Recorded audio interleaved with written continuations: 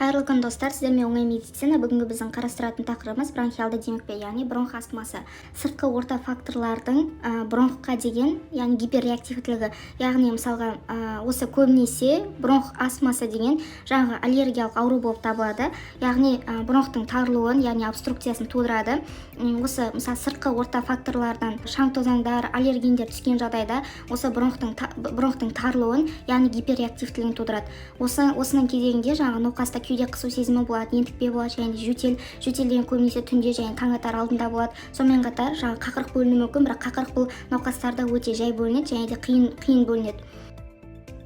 Осы суретке назар аударатын болсаңыздар, бронхтың яғни сол жағында қалыпты өкпе, альвеола деген сияқты, және де сол оң жағында жаңа астма кезіндегі тыныс алу жүйесі. Міне бронхтың ішкі жағына назар аударатын болсаңыздар, шыш бөлінген, және де альвеолалардағы ауа көпіршіктері үлкейген.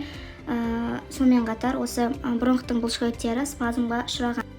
Енді бұл бронх демікпесіне алып келуші себептерге тоқталатын болса, жалпы бронх демікпесін тыныс тұншықпасы деп те атайды, және де бұларды ішкі және сыртқы жаңа факторлармен байланыстыруға болады. Ішкі факторлар бұлар көбінесе тұқым қуалаушылық, және де иммундық, эндокриндік жүйелердің бұзылыстары болуы мүмкін, және де сонымен қатар жаңа айтып кеткенде бронхтардың сезімталдығы, яғни осы бронх демікпесі бронхтың гиперреактивтілігі, яғни өте жоғары сезімталдық тудырған жағдайда осы бронх демікпесі болады.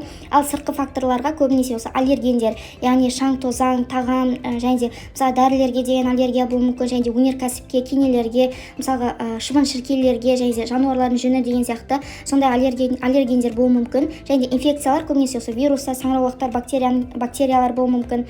Содан кейін көбінесе осы шылым шегу, яғни шылым шеккен жағдайда осы бронхиалды астма болуы мүмкін. Және де бұлардың симптомдарына тоқталатын болса, жаңа айтып кеткендей ентігу пайда болады, және де жөтел пайда болуы мүмкін, және де түнгі жөтел, содан кейін тыныс алудың қиындауы, және де қақырық бөлінуі мүмкін, бірақ қақырық деген бұл жаңағы әйнек тәріздес.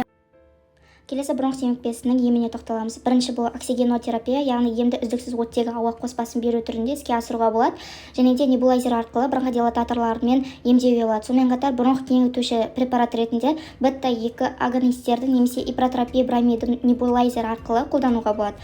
Содан кейін глюкокортикостероид тобының препараттары сингулярмен және де акалатты қолдануымызға болады. Жаңа айтып кеткенде осы бронх астмасы кезінде жаңағы қақырық болады. Сол қақырықты түсіретін препаратта амброксал реневал препаратын қолданады.